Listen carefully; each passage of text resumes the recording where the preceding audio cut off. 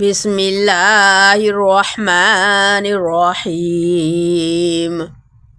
يا أيها المزمل قم الليل إلا قليلا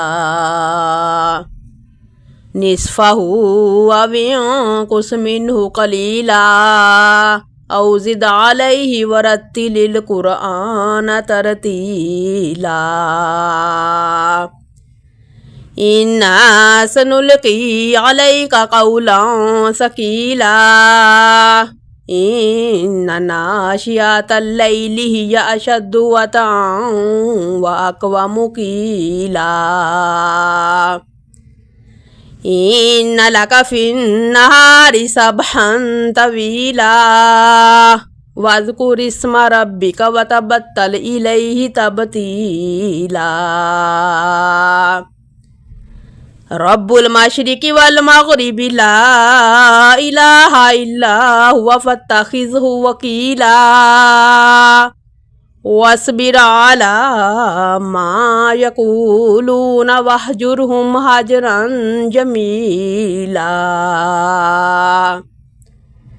وذرني والمكذبين أولي النعمة ومهلهم قليلا إن لدينا أنكالا وجحيما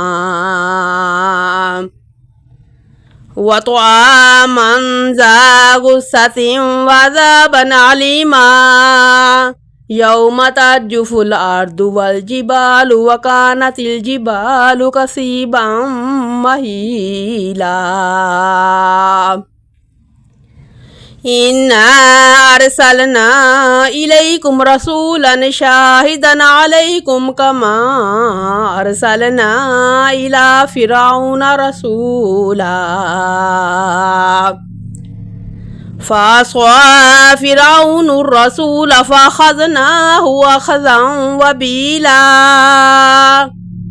فكيف تتقون إن كفرتم يوما يجعل الولدان شيبا السماء منفطر به كان وعده مفعولا.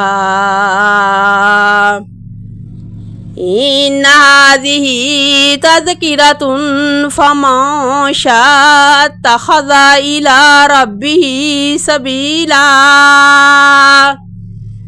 إن ربك يعلم أنك تقوم أدنى من ثلثي الليل ونصفه وثلثه وطائفة من الذين معك والله يقدر الليل والنهار علم أن لن تحصوا فتاب عليكم فاقرؤوا ما تيسر من القرآن علم أن سيكون منكم مرضى وآخرون يضربون في الأرض يبتغون من فضل الله وآخرون يقاتلون في سبيل الله فاقرؤوا ما تيسر منه وأقيموا الصلاة وآتوا الزكاة